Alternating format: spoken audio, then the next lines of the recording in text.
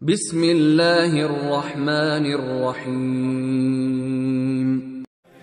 रुख से नसीरे दीन पैगंबर खदीजा है, रुख से नसीरे दीन पैगंबर खदीजा है।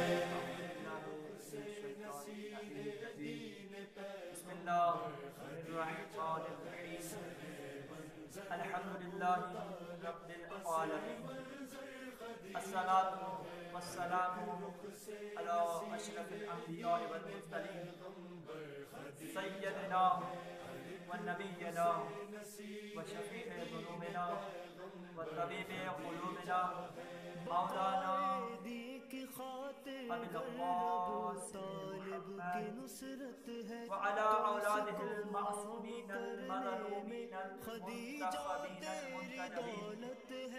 अम्मा बअदु फ़क़द क़ाल अल्लाहु तआला फ़िल क़ुरआनिल मजीद व फ़ुरक़ानिल हमीद व क़ौलुहुल हक़ व हुवा अस्दक़ुस सादिक़ीन। बिस्मिल्लाहिर रहमानिर रहीम।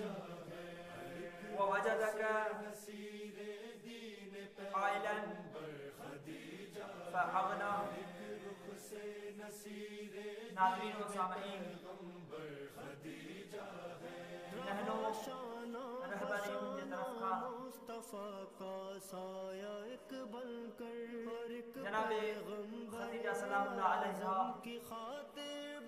ये जिंदगी के बारे में ॻाल्हाइण जे लाइ असांखे हुकुम मिलियो ऐं असां थोराईंदा आहियूं नहनो रहबरियुनि जा जिन्हनि असांखे इहा सआदत बख़्शी त जनाबे खदीजा जे फ़ज़ाइलनि जे समूंड मां कुझु क़तरा जेके असां खणी सघियासीं तव्हांजी समाअतुनि जे नज़र कजो। हे जनाबे खदीजा उहा बीबी आहे जिन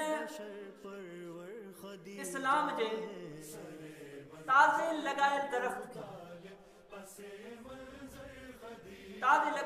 खे जॾहिं दरख़्त नओं लॻाइबो आहे त उनखे पाणी जी ज़रूरत हूंदी आहे, उनखे अहिड़ियुनि दवाउनि जी ज़रूरत हूंदी आहे त जेके इन वण जूं पाड़ू मज़बूत कनि। ऐं बिल्कुलु अहिड़े तरीक़े सां जॾहिं इस्लाम जो नओं दरख़्त लॻो त जनाबे खदीजा सलामुल्लाह अलैहा उहा हस्ती आहे जेका पंहिंजे तन मन धन सां इन इस्लाम जे लॻायल नए दरख़्त खे आबियारी थियूं कनि ऐं इनखे अहिड़ो त मज़बूत थियूं कनि, इन जूं जड़ूं अहिड़ियूं त मज़बूत थियूं कनि जो इस्लाम अॼु ताईं मां खणी ईअं चवां त ॾींहुं क़यामत ताईं को अहिड़ो नथो अची सघे त जेको इस्लाम जी जड़ुनि खे उखाड़े सघे। इहा जनाब खदीजा उहा हस्ती आहे जेका रसूल ख़ुदा जे लाइ आराम ऐं मदद जो सबब थी बणे। ऐं जनाब खदीजा तारीख़ में उहा मज़लूम आहे जिन्हनि खे तारीख़ सां क़त्ल कयो वियो। क़त्ल दुनिया में ॿिनि क़िस्मनि जा थींदा आहिनि। हिकु अहिड़ो क़त्ल हूंदो आहे जंहिंमें इंसान जे जिस्म खे ख़त्म कयो वेंदो। हिकु अहिड़ो क़त्ल हूंदो आहे जिन खे इंसान जे किरदार खे ख़त्म कयो वेंदो। जिन में इंसान जो जिस्म ख़त्म कयो वञे, इंसान जी हक़ीक़ी मौत थी सघे तो इन क़त्ल में न थिए, छो जो उन जो जिस्म वियो आहे, उन जो किरदार बाक़ी आहे। बिल्कुलु अहिड़े नमूने सां हिकु किरदार जो क़त्ल हूंदो आहे।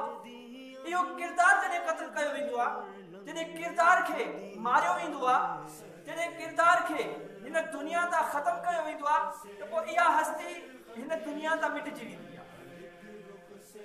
उन जो मान, उन जो मर्तबो, उन जो शान हिन दुनिया तां ख़त्म थी वेंदो आहे। बिल्कुलु जनाब खदीजा सलामुल्लाह अलैहा भी तारीख़ जी उहा मज़लूमा बीबी आहे जिन सां तारीख़ ज़ुल्म कयो, जिन खे तारीख़ कुठो। बादशाहन जे दुनिया परस्त कन दुनिया जी लालच में अची करे इन बीबीअ जे फज़ाइलत के, इन बीबी जी खिदमत के, इन बीबी जी ज़िंदगी के अहिड़े नमूने सां पेश कयो जो जनाब खदीजा जो जेको असल ऐं हक़ीक़ी किरदार आहे, जेका जनाब खदीजा जी खिदमत आहे दीन इस्लाम जे लाइ, उन ते पर्दा अची विया ऐं बीबी जी जेका हक़ीक़ी शान हुई उहा शान सही माना में माण्हू ताईं पहुती।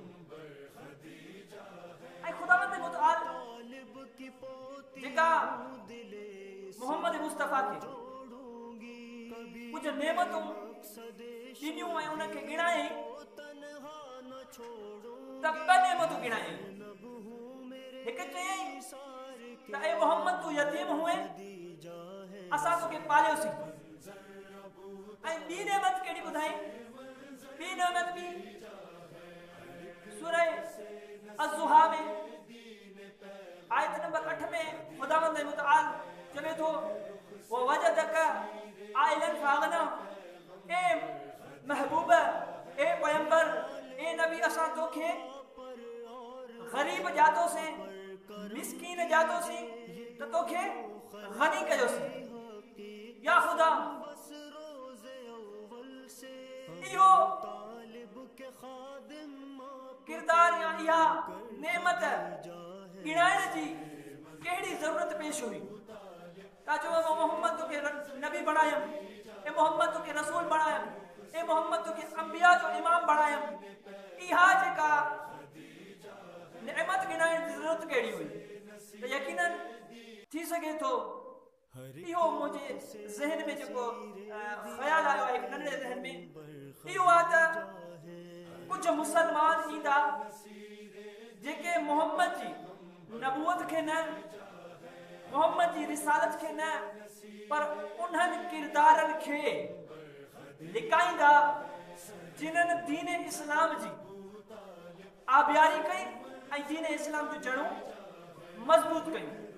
जॾहिं कोई कारी इन आयत ते पुॼंदो, इन सूरह अज़्ज़ुहा जी आयत नंबर 8 ते पुॼंदो, त यकीनन अगर सोच समझ अक़ल वारो आहे, पुछंदो ज़रूर, सोचींदो ज़रूर, ॻोल्हींदो ज़रूर त ख़ुदावंद मुतआल कीअं मोहम्मद मुस्तफ़ा खे गनी बणायो, कीअं मोहम्मद मुस्तफ़ा खे मिस्किन पातई वरी उनखे गरीब जेको आहे गनी बणाईंसि। ईअं जॾहिं हू ॻोल्हींदो त तारीख़ में फ़क़त ॿ किरदार मिलंदसि, या जनाब अबू तालिब जेको मोहम्मद मुस्तफ़ा जी पुश्त पनाही कंदे नज़र ईंदो, या जनाब खदीजा जेका हर हाल में मोहम्मद जी मदद कंदे नज़र ईंदी। ऐं इहो ई सबब आहे जो मोहम्मद मुस्तफ़ा फरमाइनि था, इहो ई सबब आहे जो मोहम्मद मुस्तफ़ा चवंदे नज़र था अचनि त जहिड़ी खदीजा जे माल मुंहिंजी मदद कई, दुनिया में अहिड़ी मदद मुंहिंजी कंहिं न कई। ऐं जीअं खदीजा मूंसां गॾु रहियूं, ईअं ॿी काई औरत मूंसां गॾु न रही। ऐं इहो ई सबब आहे जो रसूल ख़ुदा फरमाए थो त दुनिया में 4 अहिड़ियूं शख़्सियतूं औरतुनि मंझि आहिनि जिन्हनि खे अल्लाह ताला तमामु जहाननि जी औरतुनि ते चूंडियो। उन मां हिकु जनाब खदीजा सलामुल्लाह अलैहा। ॿियो त असांखे तारीख़ में मिले थो खोड़ जॻहियुनि ते इस्लाम जूं नामवर हस्तियूं, इस्लाम जूं मशहूर हस्तियूं जनाब खदीजा सां पंहिंजो निस्बत ॻंढे करे ॿुधाइनि थियूं। उन मां 2 हस्तियूं, हिकु मौला हुसैन अलैहिस्सलाम जेको करबला जे मैदान में बीही करे चवे तो छा तव्हांखे ख़बर कोन्हे त मां खदीजा जी औलाद मंझि आहियां। ॿियो इमाम सज्जाद जेको यज़ीद जे दरबार में बीही करे, दुश्मन इस्लाम जे दरबार में बीही करे चवे तो अना इब्नो खदीजा, ऐं खदीजा जो पुटु आहियां।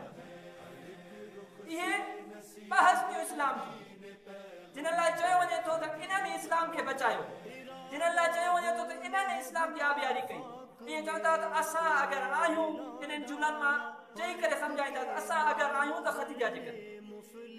ऐं हिकु अजीब रिवायत जेका असांखे मिली आहे उहा इहा त तौरात में इहा हदीस आई त जनाब खदीजा खे तशबीह ॾिनी वई आहे तौरात में हिकु आबी नहर सां, यानी पाणी जी नहर सां, जंहिंजो पाणी आबे हयात आहे। ऐं इन नहर जे ॿिन्ही पासनि खां वण आहिनि जिन्हनि जे वणनि जा 12 क़िस्म जा मेवा आहिनि ऐं इन्हनि जे वणनि जा जेके पन आहिनि उम्मत जी शफ़ाअत करण वारा आहिनि ऐं इहा शफ़ाअत जिन जा पन करे सघनि था पोइ उन ख़दीजा जो छा मक़ाम हूंदो ऐं हीअ जेका तव्हांजी ख़िदमत में असां मुख़्तसिरन अर्ज़ कईसीं घणो वक़्तु बि न आहे अगरि जे असांखे मौक़ो मिलियो त इंशाअल्लाह तफ़सीलन जनाब ख़दीजा जी ज़िंदगीअ ते असां गुफ़्तगू कंदासीं।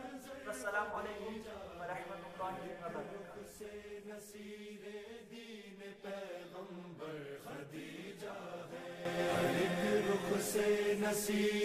दीन पैगंबर खदीजा है, एक रुख से नसीरे दीन पैगंबर खदीजा है, एक रुख से नसीरे दीन पैगंबर